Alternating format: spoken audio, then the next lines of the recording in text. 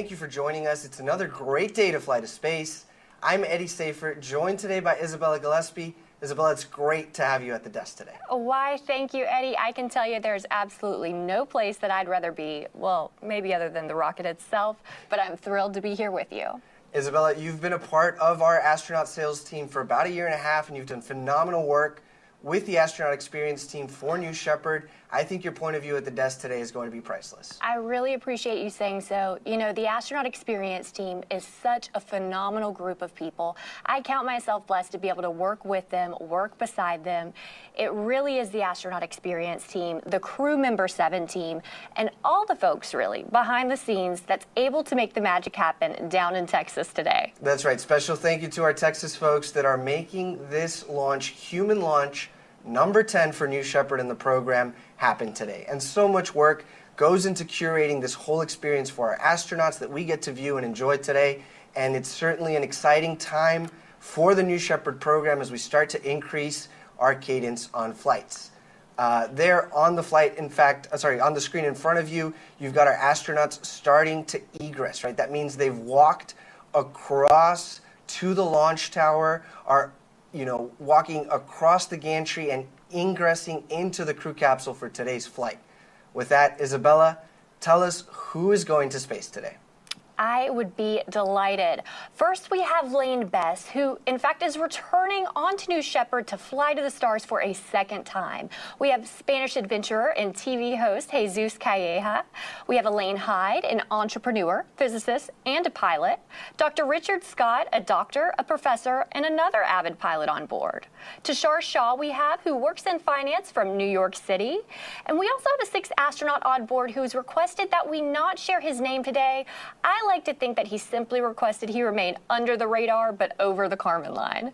Eddie, this is going to be another incredible crew flying to space, and I love to see that crew photo. I mean, we have 6 bright, smiling faces. 5 of those are going to be newly minted astronauts, and it's extra special to welcome back Lane on board New Shepard. No, absolutely. And these folks showed up in Texas a few days ago, and so we had another crew photo of them in cowboy hats and really living that authentic experience. So we've got the crew photo on the top left, and on the bottom right, that's crew member 7, Rob Frulowski, getting the crew situated for, their seats. They've been training, they've got their seats adjusted, and so these are the final checks before we close the hatch. Now, as you mentioned, Lane will be the 4th astronaut we have welcomed back on board New Shepard. We're really, really proud that this experience resonates so deeply with people that several now have, come back for more. And I don't know. I think if you're Lane and you're sitting on top of the crew capsule right now, this familiar experience of having been there before with the new crew, it just adds a different flavor to the experience. Well said. I really think it speaks to New Shepard, the program itself, and the hospitality surrounding the experience that leads up to this moment. In fact, seeing that crew get inside of the capsule, what's happened is the fact that these astronauts have been practicing that very motion, those movements getting into the capsule. So right now there's a lot of muscle memory in play. I'm sure a lot of their senses are heightened. They're getting excited. The realness of this launch is setting in for them for sure. Yeah, thank you, Isabel. I appreciate those reflections. Now, we've got the patch for our 30th mission there on the screen. This is tradition, of course, to have symbols that are personal to each astronaut that are personal to each astronaut embedded in the design. And so now with T-minus 29 minutes and 30 seconds, we're going to take a pause and enjoy the shots of the New Shepard rocket on the pad while we wait for Capcom, that's Capsule Communicator Jake Mills, to do a comms check-in here shortly. Let's listen in.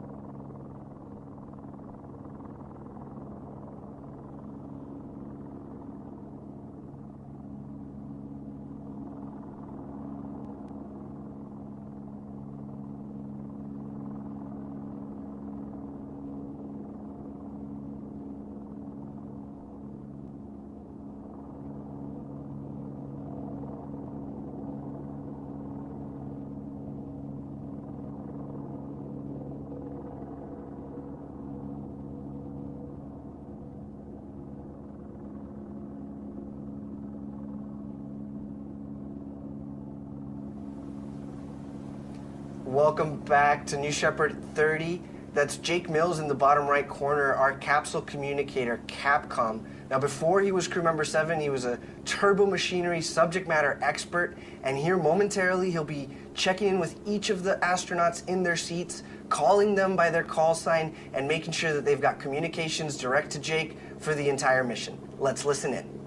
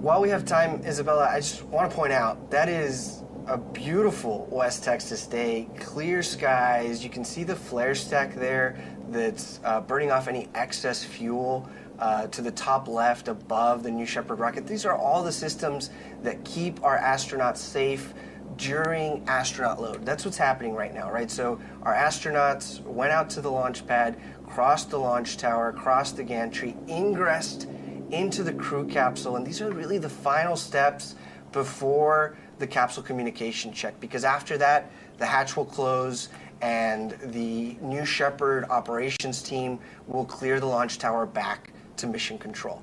And so there's a great shot there of Rob, our crew member 7, that is with the astronauts, preparing them for those final moments before hatch closes. And I believe he's there with Mike Cox, who's a technician that's been there in West Texas for a dozen years, and we've got a great shot here of the desert and the name of the crew capsule. So that's RSS First Step, reusable spaceship First Step. This crew capsule has flown to space now 11 times. Today marks the 12th flight of RSS First Step. It's the vehicle that we first launched in 2021 in preparation for our first human flight, and it's the vehicle that now's flown. Well, after today, will be 50 humans to space. So it's really, again, a special moment and a great view of the rocket. Let's hold here while we wait for the capsule communication test with Jake Mills, crew member 7, and our astronaut crew today.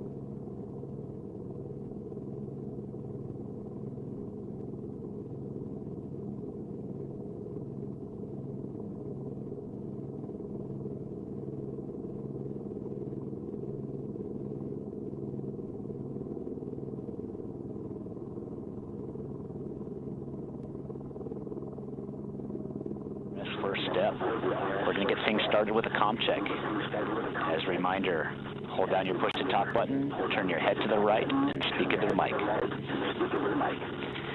Astronaut Bess, comm check. Blue Control, Astronaut Bess, good to go. Excellent. I have you saying. Calleja, comm check.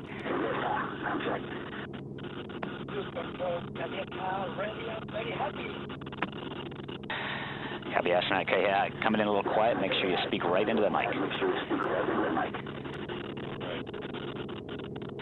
Astronaut Shah, Blue Control, com check. Blue Control, Astronaut Shah, loud and clear. I have the same. Hatchet, Blue Control, com check. Blue Control, Hatchet, loud and clear. I have the same. Rogue, Blue Control, com check. Blue Control, Rogue, check. I have you good. Astronaut Rabs, com check. Blue Control, Rabs, loud and clear, ready to fly. Awesome. Have you loud and clear.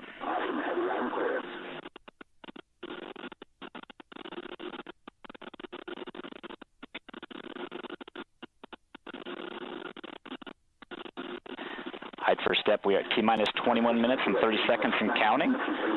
Continuing through our procedures here in Mission Control. I'm going to keep you updated at everything we're doing. For now, just sit back and enjoy the experience.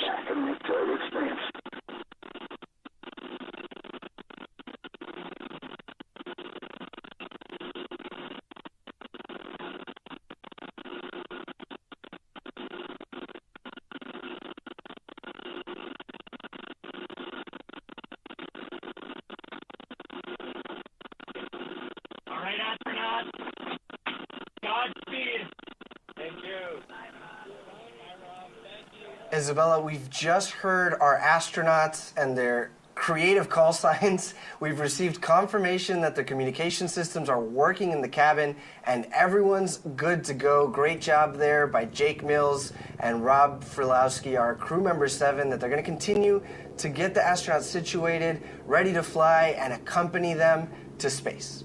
Every crew has a special crew name, and this crew has named themselves a Perfect 10. Well, that makes perfect sense to me, considering the fact that this is, in fact, our 10th human flight. I love it. 10 out of 10. Well, and Perfect 10s are so elusive and so hard to accomplish in real life, so we're hoping that that's what this crew does today. If you're just joining us, we're a little over T-minus 20 minutes from New Shepard's 10th human flight. Isabella, how are we feeling? You know, Eddie, I'll say for the benefit of Earth and our viewers at home, I'll refrain from singing, but I'm feeling good. You know, I really do get emotional when it comes time to manifest the astronauts, so when it comes time to launch them to space, I can hardly contain my excitement. I am sure the astronauts feel the same, as well as their wonderful families that are watching close by. Yes, that's exactly right? These astronauts will experience our planet firsthand.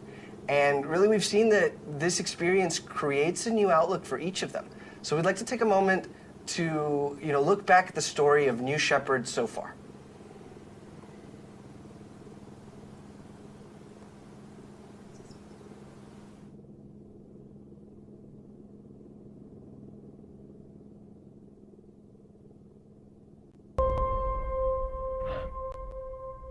Capsule. Go. Holy monkey. Booster. Is this wild? Go. Each person that goes up there, Oh my golly!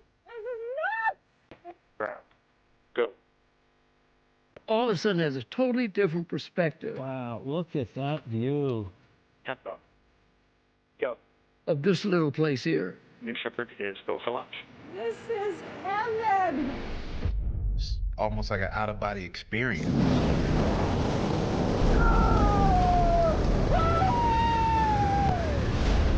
Shepard has cleared the tower. This is a new era where people like a teacher from North Carolina gets to go to space. Why that? Space has always been something I've wanted to do, but it's never been accessible until now. Look at that view, look at the view. It's just unbelievable. You have to see it with your eyes to really, really take it in. Everybody else should go to space. Look at the Earth, just look outside. Look at the Earth. This is a life-changing experience. Everybody needs to do this. It was absolutely insane. I mean, it's the coolest thing ever. Oh my word. I'm just spinning. That was enlightenment. This is the best experience of my life, by far. Everyone in the world deserves to see this. Everyone needs to see this. Oh my God. It's just a dream come true. I want to do this my entire life. I just went to space as the first woman from Mexico. I think we need to give this gift of perspective to everybody. Oh man, this is so cool. I always said I'm gonna do it, and I just did it. We went to space! What you have given me is the most profound experience I can imagine. I can't believe this. As soon as you land, you will want more of it.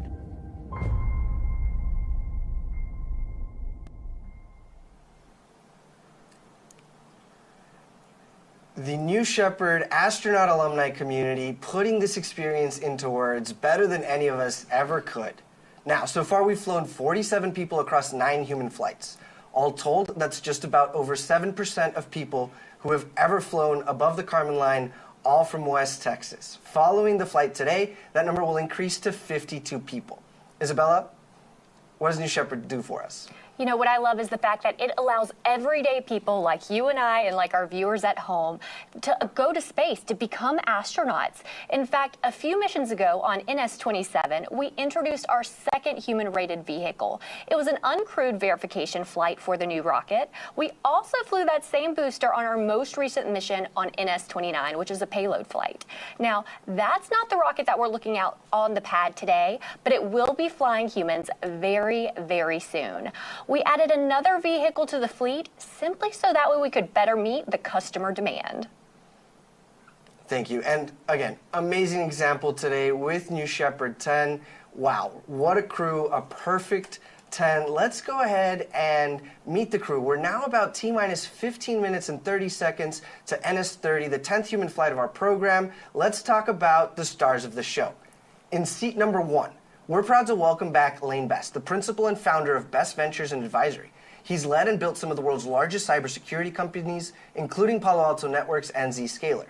Lane is also a trustee at Carnegie Mellon and supports numerous philanthropic interests across health and social issues. He first flew to space on NS-19, and we're so honored to welcome him back today.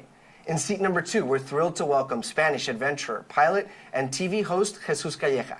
Bienvenido, Jesús. Jesús's adventures have taken him to every corner of the world, including the 7 summits, the North and South Poles, the numerous deserts, active volcanoes, and ancient sinkholes of this earth. Jesús is also a passionate race car driver, and he's participated in numerous international racing competitions, including 4 editions of the Dakar Rally and a 3,400-mile journey from the French Pyrenees to Senegal. One thing we know for sure, Jesús is in for the adventure of his life. We're thrilled to have him on board, and we know there are so many people in Spain cheering him on today. Una cosa que sabemos con certeza, Jesús, usted está a punto de vivir la aventura de su vida. Estamos encantados de tenerlo a bordo. Sabemos que hay muchísima gente en España y por todo el mundo acompañándolo y animándolo hoy. Muchísimas felicidades. Well said, Eddie. In seat number 3, we have founder and entrepreneur Tushar Shah. Tushar is a partner and co-head of research at a hedge fund in New York City. He studied physics as an undergraduate and high-energy experimental particle physics for his PhD. He and his wife have 2 children and are passionate philanthropists focusing on paying it forward and addressing issues related to poverty, health, and education. In seat number 4, we have Dr. Richard Scott. Richard is a founding partner and CEO of Viverma Global, the world's largest reproductive care group with clinics and laboratories in 10 countries. He's also an adjunct professor at Yale University Medical School and the Medical School at University of South Carolina, Greenville. He founded a nonprofit focused on reproductive research, where he also serves as scientific director. Dr. Scott is a passionate pilot, and get this, he and his wife have been married for 45 years and have 4 children. I bet they are so excited to see their dad go to space today, Eddie. No, certainly. And Dr. Scott, we think you're in for one of the most beautiful aerial views possible to experience in your life today. Certainly so. In seat number 5, we have Elaine Hyde. She's an entrepreneur, physicist, and an avid pilot. She's the founder of the Chicago Star, a news and media company, as well as Eastside Enterprises, a research and development company focused on AI-assisted media products. Fun fact, Elaine was born in Singapore and grew up in Australia. Space has been captivating her imagination since she was a child, like many of us watching today. During college, she studied business and physics with the goal of inventing experiences experiments to be conducted in space. What an absolute honor it is to help fulfill her lifelong dream today of reaching the stars. You know, fun fact again, Elaine and her husband, who happens to also be a physicist, have not 4, but actually 5 children. And once again, I bet they're excited to see their mom go to the stars today. What a great roundup of the crew today. We've got physicists, we've got partners, spouses, parents, pilots, entrepreneurs, philanthropists. It really is a credit to your team, Isabella, the Astronaut Experience team, that has focused on getting us such a diverse slate of humans for New Shepard to fly. You know, it takes a village, Eddie, but I will say with our mission and vision being to have millions of people living and working in space, it's something that it's extremely important that we ensure that the population in space is representative of the population here on Earth. Perfect. Yeah, you know, a great vision. Oh, and there we have the gantry being retracted a little bit from the crew capsule. Sorry, I just wanted to call that out as it was happening. We're at T-minus 11 minutes and 30 seconds. New Shepard is on the pad and awaiting launch. If you're just joining us, this is the 30th flight for the New Shepard program and our 10th human flight. Now today our nonprofit, Club for the Future, is sending postcards to space and back on New Shepard from space enthusiasts and partners from all over the world, including Palolo Elementary School in Hawaii, Seattle Children's Hospital, and the Space for Art Foundation. We're thrilled to support Club for the Future and inspire and mobilize the next generation to pursue careers in space, technology, engineering, arts, and math. Now, like we've done on past mission, today's astronaut crew, a perfect 10, made their own postcards to fly to space. Every time we fly astronauts, each one creates a postcard, right? Something that they can build that's small, that they take with them to space and safely back. And here they are. There's Jesús Calleja there with you know, a motif and a theme for his flight today. Isabella, have you made a postcard to space before? I certainly have. I made my first postcard to space back in January of 2022. I had not yet joined Team Blue, but I was so inspired. In fact, I had my mom and dad right there with me. We signed a beautiful letter that we sent to the stars, and wouldn't you know it, that just 1 week ago, my dad sent me a picture of the postcard that's now been stamped, certifying that it went to the stars, it's been in space, and I cannot wait to get my postcard framed. What an inspiring story, right? To have filled out the postcard before you started your career at Blue, now to be here doing phenomenal work with the Astronaut Experience team, and then receive that postcard back. That's a very special story. It really brings it full circle, having been just 1 week ago and now being here at the desk with you, Eddie. Now, before we wrap up this topic on postcards, I do notice we've entered a hold at the T-minus 10 minutes. You know, anyone can do this. You know, there's a digital postcard drawing tool that's open to you. If you're a student, if you're a lifelong student, you know, always want to be a lifelong learner. There's curriculum that, you know, teaches students and anybody who's doing it about space, about the value of space, walks you through the instructions. And you can also do this digitally at draw.clubforfuture.org.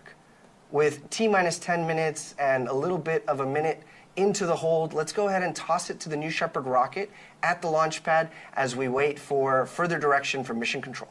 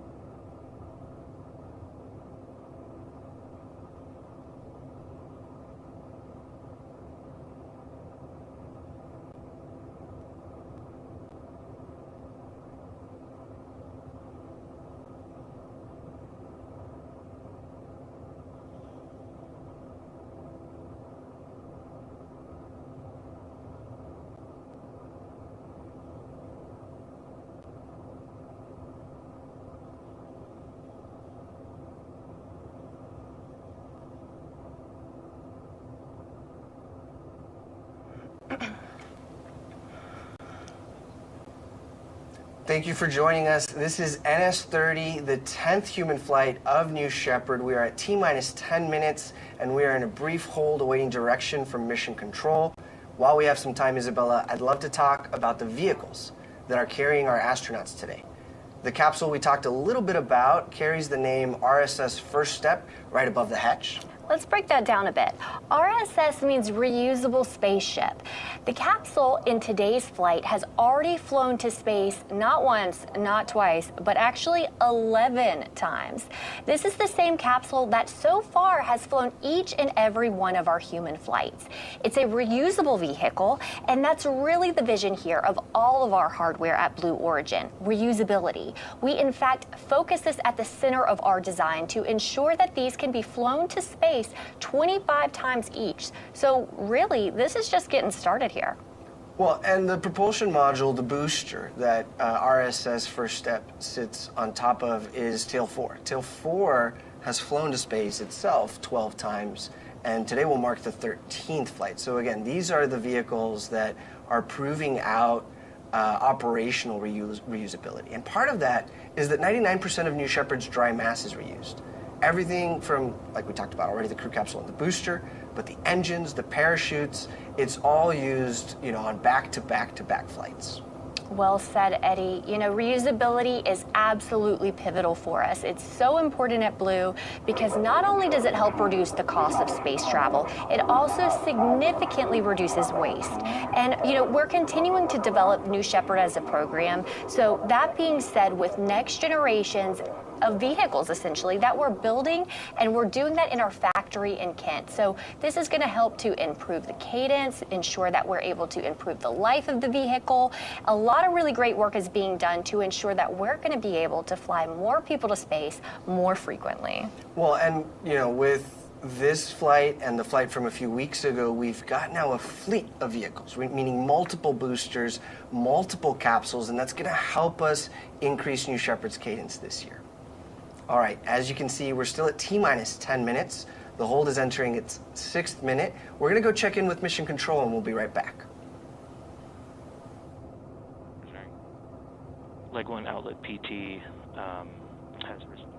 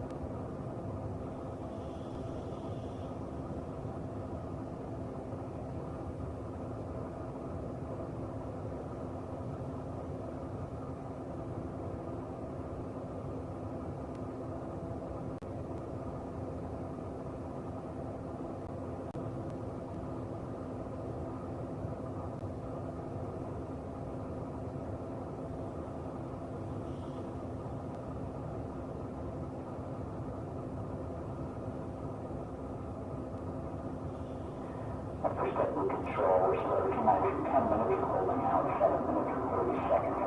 Executing the workaround to get us back into configuration for terminal count.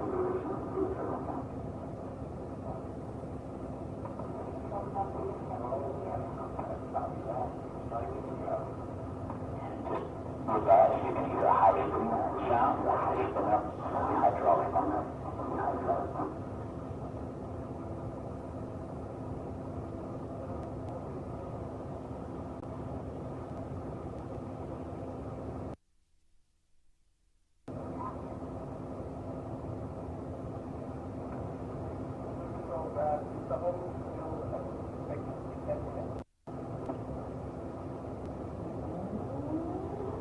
Yeah, astronaut, rapid control here. 10 minutes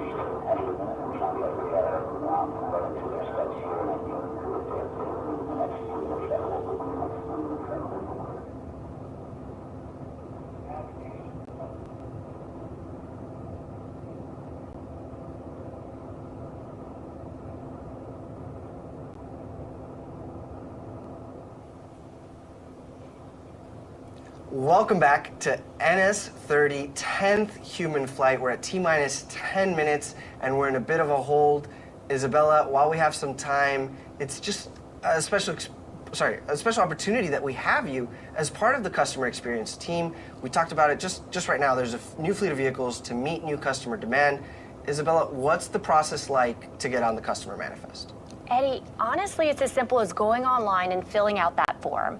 You're going to be contacted by one of our team members, and we'll walk you through the process and the path to get to our beautiful, beautiful manifest and how you would be able to walk on board just like you saw our astronauts do and ingress into that capsule. I'll walk you through the timeline, the pricing, the availability, what that looks like, and we can really help set the stage of expectations for the entire astronaut experience. One of our leadership principles at Blue Origin is customer focus, right? And being obsessed with the customer experience.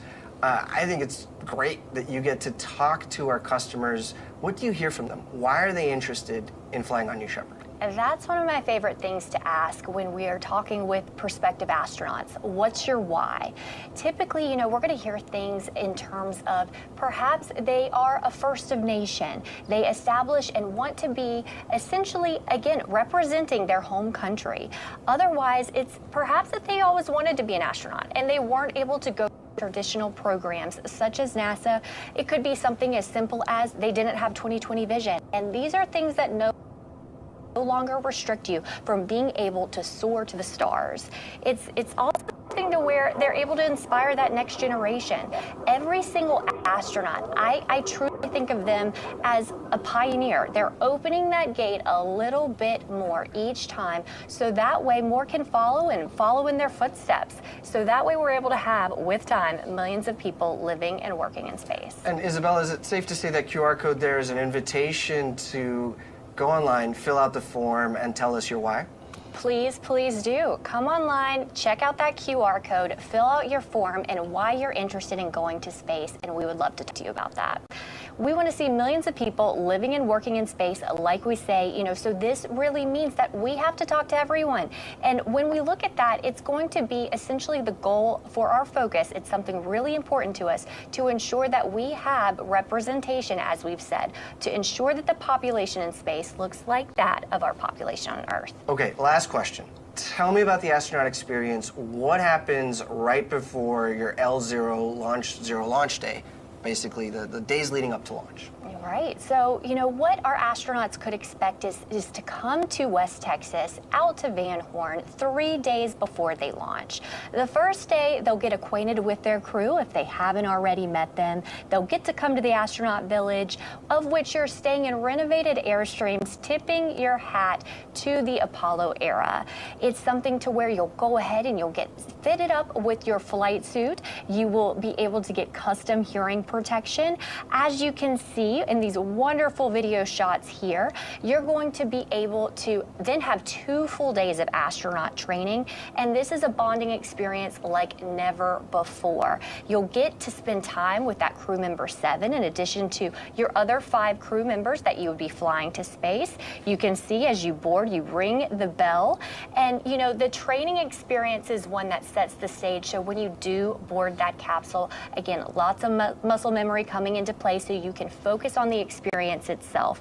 Our hospitality team is top notch to ensure that you and your loved ones are taken care of. So you get to bring a +1. The day of launch, you're able to bring additional guests with you to commemorate the special experience of going to space. Well, and this is such special footage we have of the days leading up to launch, right? For example, the astronaut crew is in the vehicle processing facility, what we call the barn, and they're learning from the crew member 7 expertise every nuance about the vehicle, about even right there when they're looking at our coat of arms, the symbology behind what everything means, what our motto is, and everything that's gone into thinking about Blue Origin. Look at that wonderful handstand by future astronaut Elaine. That's just, that's the level of excitement in the time leading up to launch. The energy is just honestly incomparable. It's something that we want people of all walks of life and all backgrounds. So that being said, whether you are a gymnast like it looks to be Elaine Hyde is, or you're an artist, we want these different types of, backgrounds to be going to space. So that way, when they experience the overview effect. That's something I really love to lean into when we talk about the astronaut experience, because, you know, a lot of folks, they plan to go to the stars, but they weren't impacted, or they weren't prepared for the impact, if you will, that the overview effect can have. Being able to go up, look down at our beautiful blue marble, again, just for those that might not know, the blue marble, again, what we refer to as blue origin, our beautiful blue planet, that is where we get our name from. So when it comes to that, the overview effect actually can help almost rewire your mindset, how you perceive yourself, how you perceive your purpose, and how you perceive overall, you know, timeline of what you want to do with your life and how can it impact when you return to Earth after becoming an astronaut on New Shepard. Wow, what a great reflection, Isabella. Thank you. So I could watch this B-roll footage all day long. So let's actually return to the launch site where we have this crew on board of RSS First Step, a perfect 10, getting ready for NS-30, 10th human flight. Now this hold has allowed the team to do a few final vehicle checks. We expect it to clear shortly, so let's return to the pad, enjoy views of the crew while we get ready for terminal count. Well, sorry, first go, no go poll will be coming up next.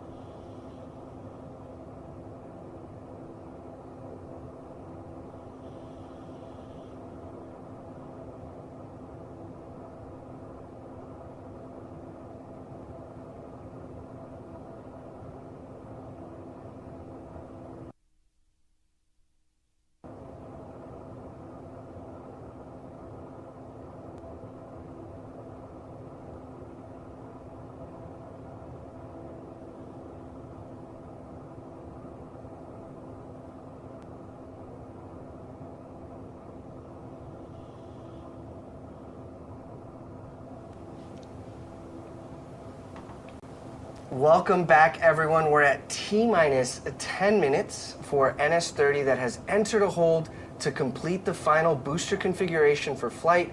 We have a new T0 forthcoming from Mission Control. Now, that means that the hold will clear momentarily, and after that, we will be ready to do the go, no-go poll at around T-minus 9 minutes. So let's wait for that while we continue to enjoy views of our New Shepard rocket at Launch Site 1.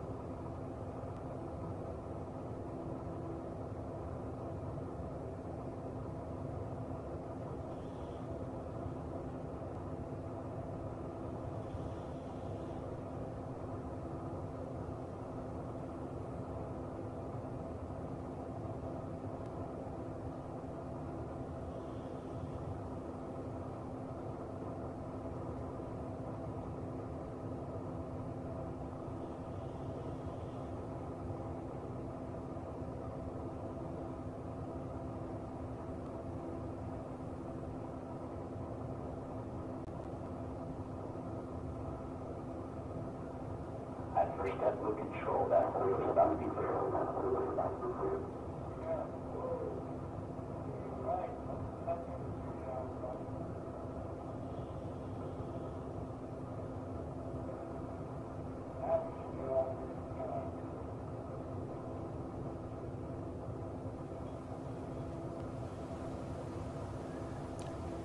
Welcome back, everyone. The hold is cleared. We're at a little under T-minus 10 minutes, and I'm hearing from Mission Control that they're about ready to do the no-go pull for launch. Let's listen in.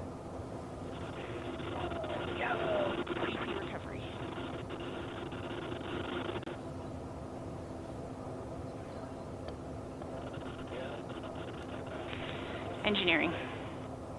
Go, green board. Ground, release the weather balloon. Controllers, add UHF voice. First step will control. Stand by for the flight director. Go pull for launch. This is the flight director on channel 1 with the go pole for terminal count and launch. Capsule. Go. Booster. Go. Ground. Go. Safety. Go. Capcom. Go. Engineering. Go. This is the flight director. New Shepard is go for launch. Booster, commence terminal count. Wilco. Controllers, drop UHF All right, voice. you guys, that poll, I love to hear it. It's always a thrill, goosebumps every time. You know, it really is the final waypoint to get us clear for takeoff today. Game on, Isabella, and that was voice of flight director Michelle Christensen, who used to test BE-4 engines, and now she's running the whole show there in Mission Control. I mean, I'm ready. Are you ready? Let's get her up there. Let's light this candle. All right, thanks for joining us. We're at T-minus 8 minutes until liftoff. Let's take a moment and talk about the flight profile of New Shepard. So New Shepard is a suborbital flight, and it's a fantastic way to be able to experience space because it is so accessible. It's a simple parabolic flight, so that means we're going to go straight up and straight back down when we're talking about that flight path, and it spans about 15 minutes total. Right, the New Shepard rocket has developed a vertical takeoff, vertical landing architecture, and we want to dive in a little deeper on today's flight profile so you know what to look for. 7, 6. New Shepard's mission 5, begins when the 4, countdown clock reaches 0. 2, 1, 0. At this point, the engine will start and the rocket will lift off of the pad. And lift off. It will continue under the boost phase for about 2.5 minutes until main engine cutoff. 20 seconds later, the crew capsule will separate from the booster and the astronauts will unharness and enjoy 0G. The crew capsule will continue past the Kármán line to an ultimate apogee of 350,000 feet, or 100 kilometers. The booster will autonomously land on the landing pad, ready to be prepped for its next flight. Around 3.5 minutes after separation, the crew capsule will begin to re-enter Earth's atmosphere. Parachutes will deploy around an altitude of 7,000 feet, or 2,100 meters, providing a nice, slow descent back to Earth.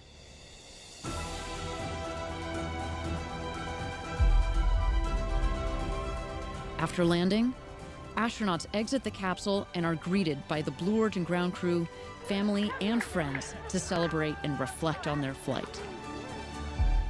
New Shepard, an adventure unlike anything on Earth.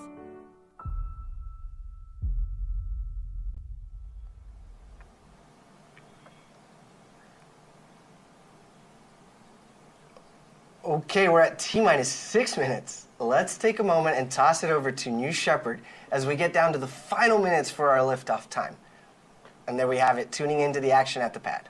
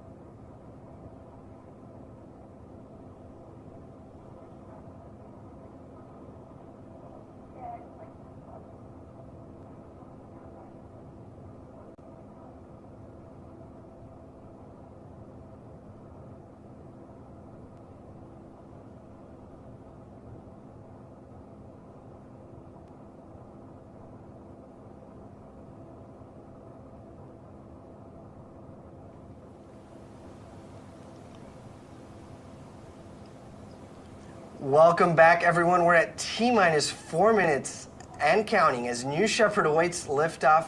We'll go through a series of final vehicle checks, right? An auto sequencer, a computer really takes over and completes what are called bit checks, built-in tests. And we'll see them on our screen. As we see them, we'll call them out for situational awareness, but these last few minutes prior to T0 are jam-packed, full of excitement and final checks as we get ready for NS-30, 10th human flight.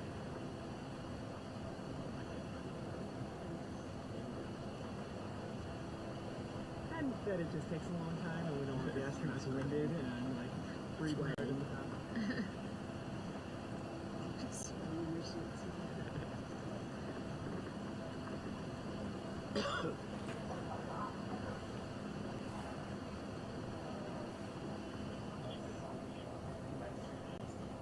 Now, right before we get into bit checks, you're hearing audio from guests that are watching nearby, almost as close as you can be to the New Shepard rocket. So if we've got some good reactions, we'll plan on sharing those with you all as we do takeoff.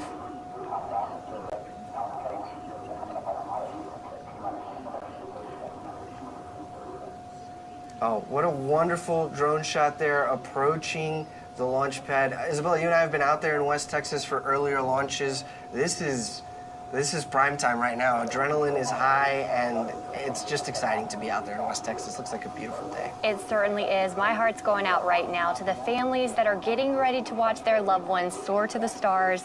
You know, when I'm out there in Texas otherwise, I typically am going to be holding the hands and holding on to those loved ones as, again, they are getting ready to see their loved ones have the journey that they will never forget. 2 minutes and counting. A great view here of all sides, really, of our launch pad, New Shepard, Tail 4, RSS, first step. It's all coming together beautifully here.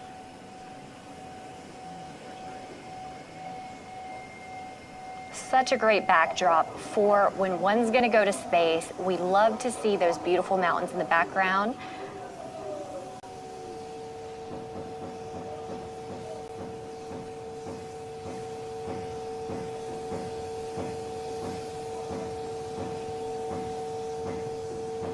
All right, less than 90 seconds to go. We're hearing hydraulic checks, pressurization system tests. Let's see what else we see. And those are the aft fins at the base of the vehicle that are moving through their full range of motion, again, completing their bit checks. These fins steer the vehicle on ascent and descent.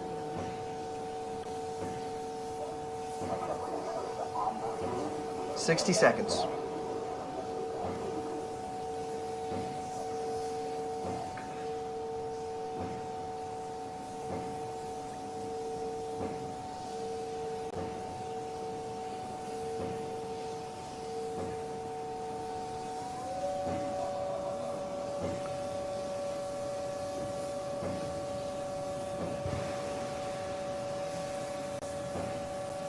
Just under 30 seconds. It's time to hand it off to mission control and launch this rocket.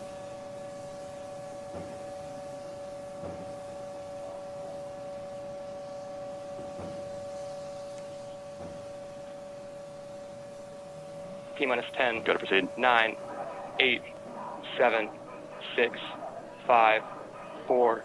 Command engine start. 2, 1. Ignition.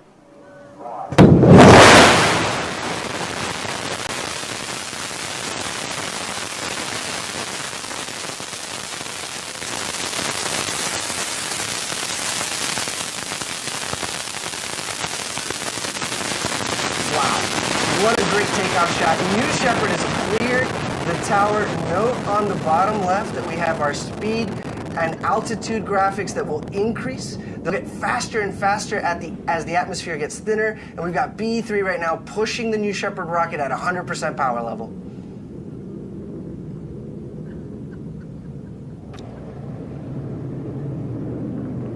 How exciting about 3G our astronauts would be experiencing as they are ascending into space. I know, it's crazy. Lunatic.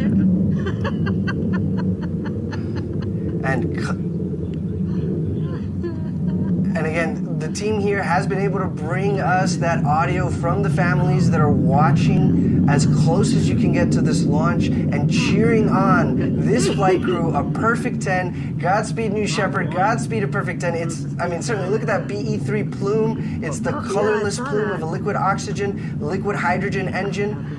Throttling back right now for max Q. Actually, we've passed max Q, so BE3 is back to 100% power level. So from here on out, Isabella, we're going to be faster and faster as the atmosphere gets thinner and thinner. Look at her soar. We've got a beautiful contrail there that the cameras are picking up, right? So that's just the moisture condensing as New Shepard pierces through the atmosphere. Mach 2, twice the speed of sound. Oh my God. We had a call there for Mach 2 from one of the observers. They must be tuned into the telemetry as well. That's twice the speed of sound, and this crew is supersonic. Joyous with laughter. All right, here in about 15 seconds, we anticipate the next milestone to be main engine cutoff. Miko, let's look for that.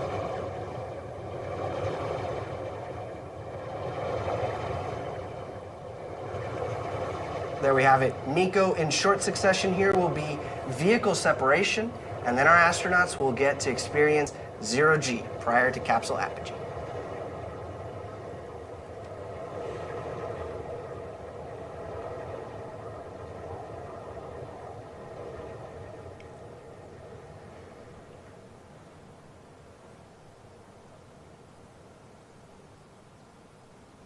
Great view there from the propulsion module, looking down to West Texas, my favorite part of this world.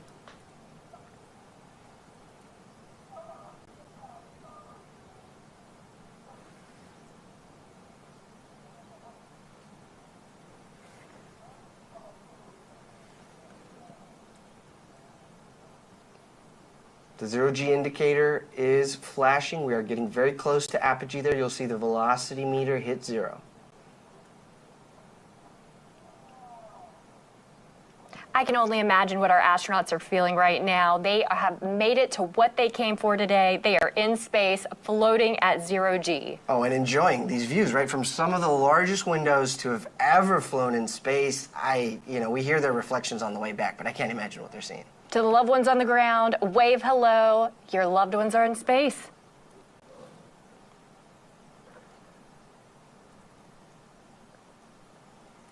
And this tracking shot there, you can see both vehicles there in the middle of your screen as they reach apogee.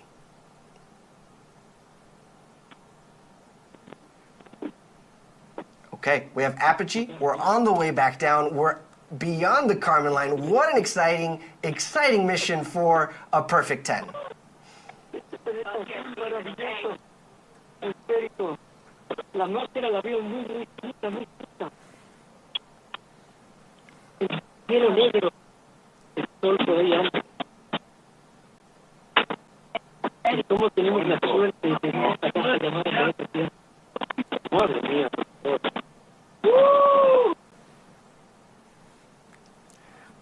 Wow, yeah, we've got great astronaut audio coming in. I heard 1 minute warning of, excitement.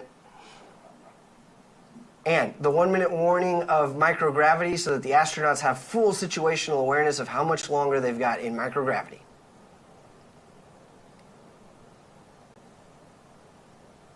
Well, you can notice the telemetry on the bottom of your screen is tracking the telemetry of the booster. So it is coming in faster and faster, and the altitude is decreasing over time. Oh, go ahead. What a great shot, though, being able to see both the booster and the capsule as they make their separate returns back to planet Earth. Yeah, no, a clear day for weather.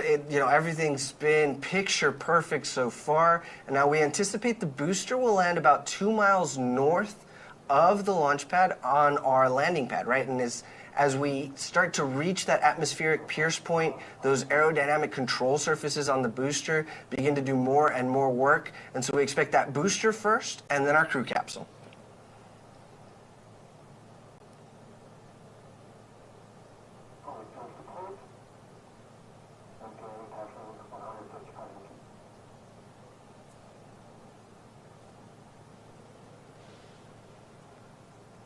Just a great shot there about how the booster was getting faster, more quickly relative to the gumdrop-shaped crew capsule.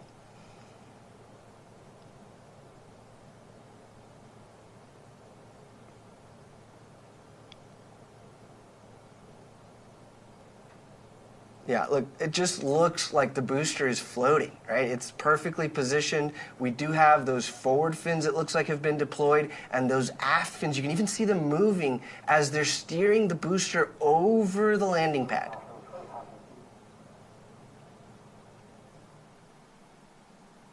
Coming up, we'll see the drag brakes deploy. Oh, there they are, wow. Look at those deploying, and this cuts the speed of the booster in half.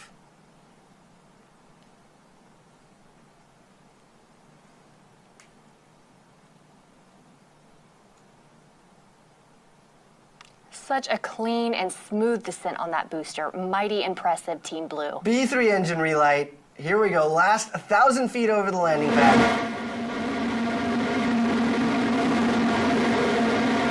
And a great drone shot with Guadalupe Peak in the background.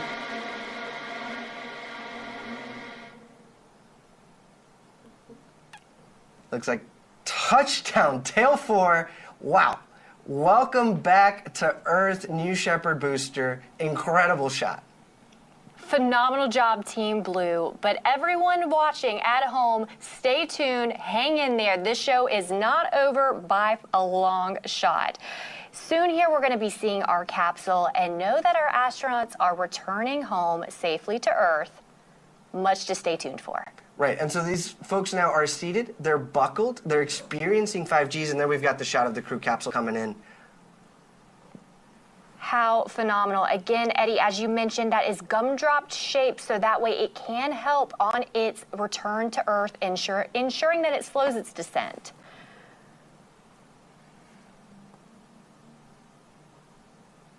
Now, while the parachutes are essential to providing... Sorry to interrupt. Those are the drogues. Those drogue chutes will pull the main parachutes out here shortly. Sorry about that. Go ahead, Isabella. No, we want to see those drogues come out because shortly here, we are anticipating our wonderful parachutes. Here they are now.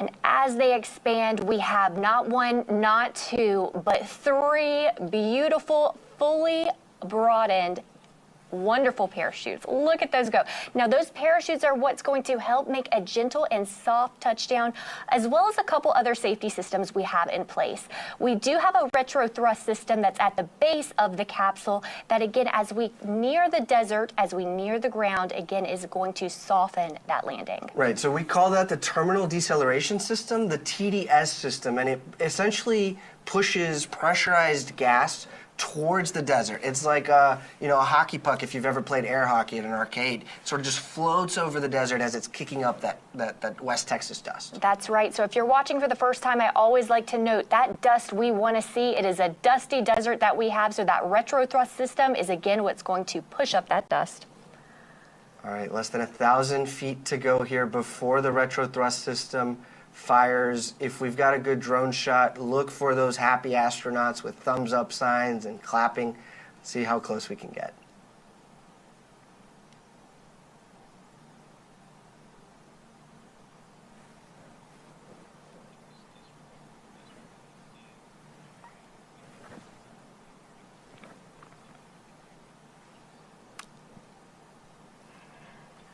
And touchdown! Welcome back, astronauts. I mean, perfect 10. Should we say that? I'd say 10 out of 10 for our astronauts and for the whole program here at Blue Origin. I mean, it's always incredible to see a great and easy touchdown for our New Shepard crew capsule. Now, our crew capsule recovery team is currently driving out in a convoy to meet the astronauts. They're going to safe the capsule and get ready to open the hatch. I am just thrilled for our astronauts, and I know that they certainly are, and it's setting in right now as they have just freshly returned to Earth and our newly minted astronauts. That's 5 of those, and Lane having been minted a second time. Yeah, look, you still have that West Texas dust sort of lingering there from the retro firing system. The crew capsule comes back in a passive state, and so the team knows ahead of time more than likely where in the West Texas desert the capsule will land. Actually, from the drone shot we have there, we're pretty close to the road. So we'll anticipate that recovery team coming in on the road there to, to safe the capsule. They'll be led by crew member 7, and then they'll, greet their family members and just celebrate that they've been to space. That's right. And as you can see, we're going to let our astronauts have their moment, take up that space inside of the capsule and commemorate their return to Earth with those that have only been on the journey with them and their other 5 astronauts that are on board with them. So, Isabella, while we wait, we do have a special guest today, one of our former New Shepard astronauts, someone who has experienced this same flight profile firsthand that was in this crew capsule, Mario Ferreira. Mario, bom dia, como vai, tudo bem? How are you doing today? I'm doing fine. Can you hear me good? Good afternoon. Congratulations. Yes, Mario, I've got you loud and clear. Yeah, go ahead. Congratulations to the new arrived team, especially to Jesus, our friend here from Spain that I was very happy to meet before he went into this space trip. And I just can feel how excited he is right now after these intensive and fantastic 10 minutes. No, Mario, thank you for joining us to share your experience. How is it, to be in the crew capsule, having just gone to space, but before crew member 7 comes, before the family and friends? What is that moment like when it's just you and your crew touch down on terra firma? Well, for sure, they're living a huge moment of adrenaline release.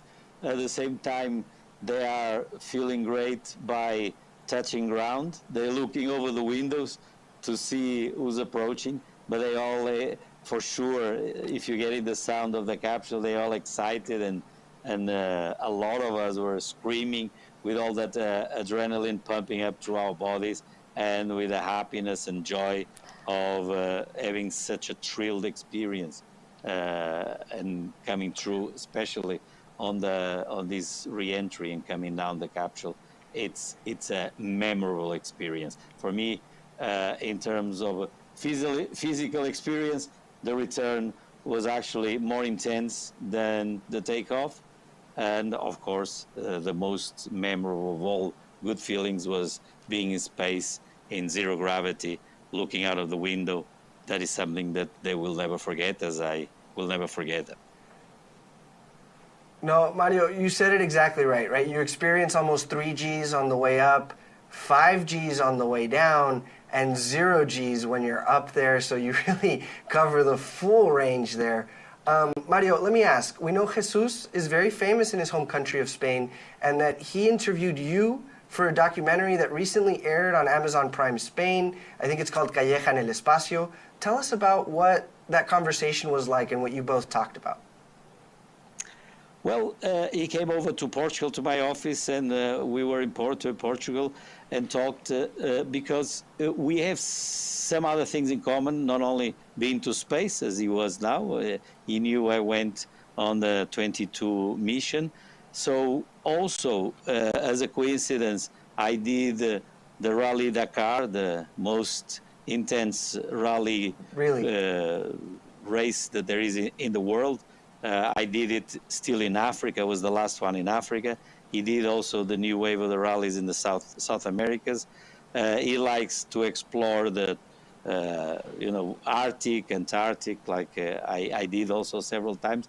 So we had a lot in common, and he came by since we weren't too far apart, and he wanted to listen firsthand so I could explain what was the experience. So I think he felt that he would be better prepared by having this discussion and letting him know the procedures, how did I feel. So it was a conversation advanced. I hope that some of the things I explained to him of my experience did help for him to have better knowledge in advance and to have a great experience, as I bet he did.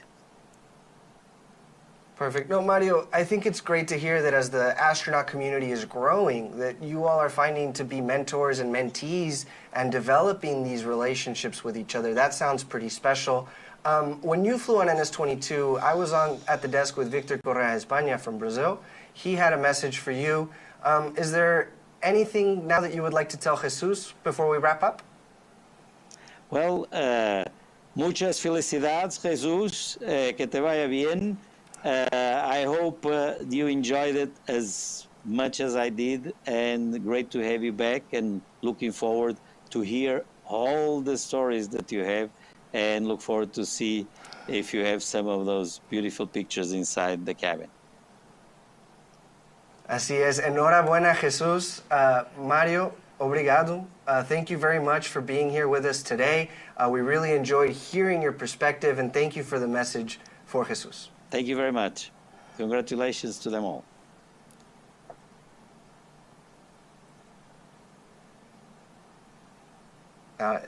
Isabella, just to hear back from someone who's done it firsthand and is sharing their experience with them, what are your thoughts?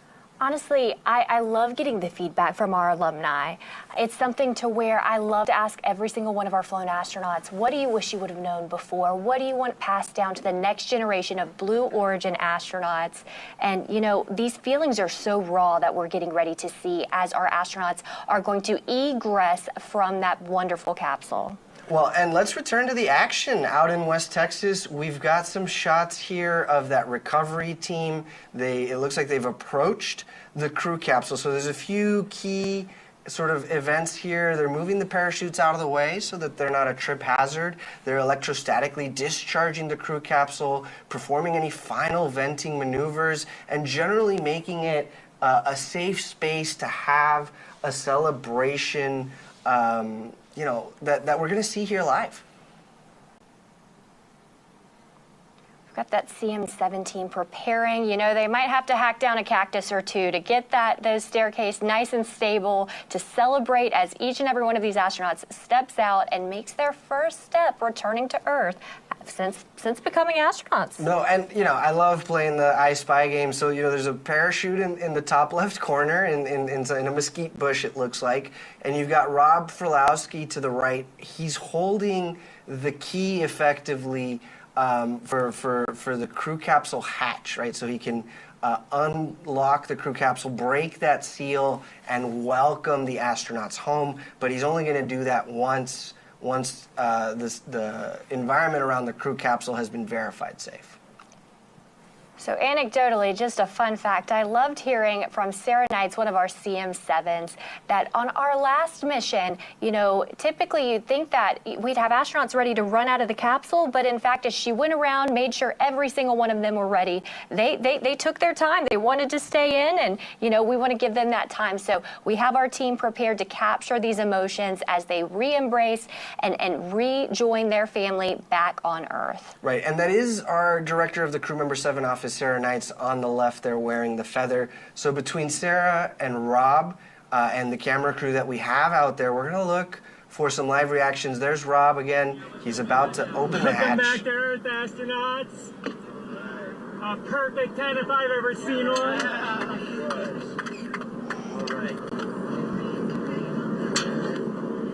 Yeah! Returning astronaut Lane Bess. 10 out of 10. Thumbs up.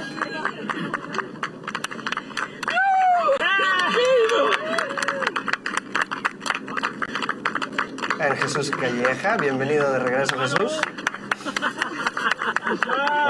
Look at that smile.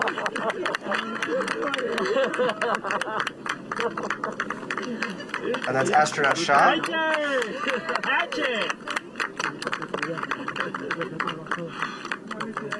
Dr. Scott.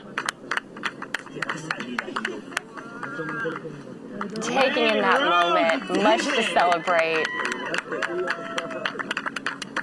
Look at Elaine. Oh, what a wave. What a wave, and what a smile. Ah, I love to see it. and our 6th astronaut celebrating his return to Earth. Wow, what a moment. And so now that the area around the crew capsule has been verified safe, these astronauts have egressed from the capsule. We see some hugs, shows of affection, return, and just pride and emotion, as you were saying. This is difficult for me now to explain because it's incredible, it's so marvelous. The heart is beautiful, yes. and the atmosphere is very one small line, and it's my small dream. I cry. Absolutely. Very emotional. Difficult for me to explain. Sorry for everybody, but it's very special. Congratulations. Thank you. These guys, because the spin of the atmosphere, it sounds like, has got him feeling all sorts of emotions. It's fantastic. This being at home, the hair is very important protection. See you. Elaine, how was your experience, Elaine? Congratulations. I can't believe just what You're an happened. astronaut. This is your whole life. You did it. I think I left half myself up there. I feel like I'm still there. It's a wonder. It's a wonder. I can't wait till you go. I'm so happy for you. I mean, I thought I knew what home was. But when I was floating up there, and you see it right there, it's like you're home, and then you get this new definition of what that means. It's incredible. And like, honestly, in there, I felt like I was in a cradle that you just made for me, and I was so safe. And I was set on the River Nile with you watching over me, and I was going to get to somewhere really good. And I'm here now. And you're there, yeah. Back on Earth, which is the greatest part. And I remember just like being up there, and there was this pull. There was this just, I know we were weightless, but it was just like calling me. Earth was calling. Congratulations, Elaine. Astronaut Rogue.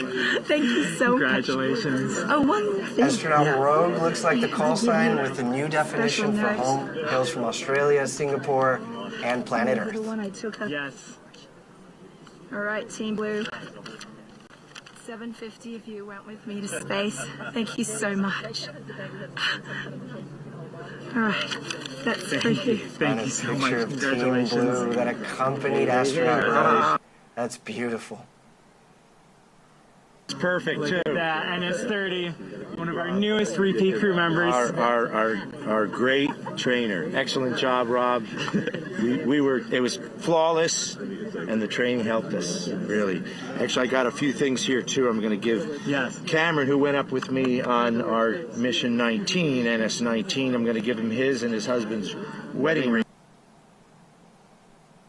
Did. Excellent. Anyway. Oh my goodness, congratulations. Thank you. You did it again. Yeah, I got to tell Welcome you. to this crew. I'll tell you, second time was better than the first, so everybody else who goes up, you got to go twice. Perfect 10. Meaning it wasn't, okay, I gotta go. It wasn't better because I didn't have him, but I'm just saying it just feels good every time. Yeah. Excellent. Well, congratulations. Thank you, Rob. Thank you so much for joining us again. Thank you. Blue Origin. Heard it here first.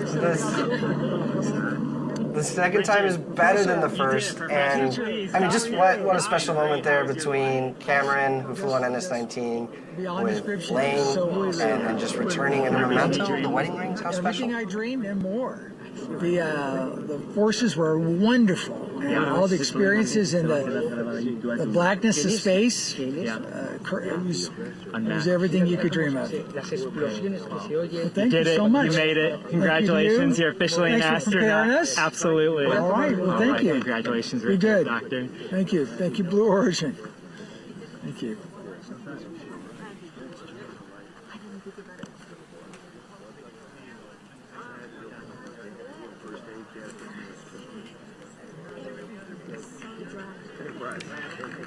Simply phenomenal. I love to see our astronauts that have gone to the stars and chosen to bring others with them, so that way their impact and their reach could go all the further.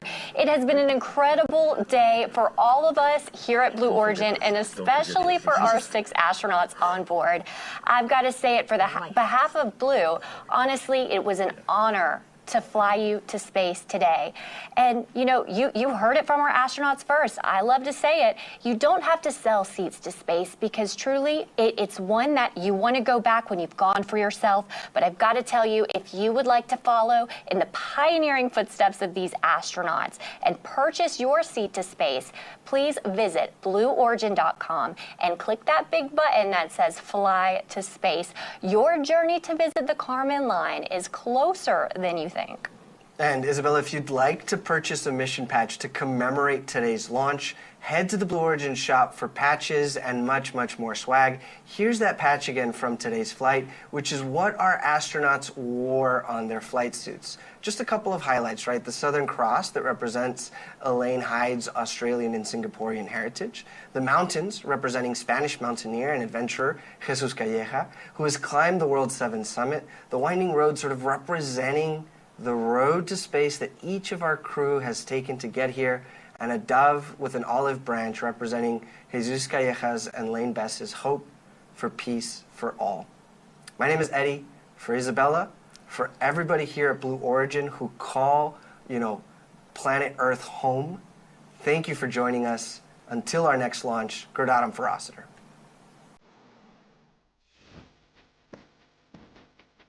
Have you ever dreamed of going to space and gazing back on Earth through some of the largest windows that have ever flown in space? We certainly have. A once-in-a-lifetime journey is closer than you think. It's your time to join the new generation of astronauts.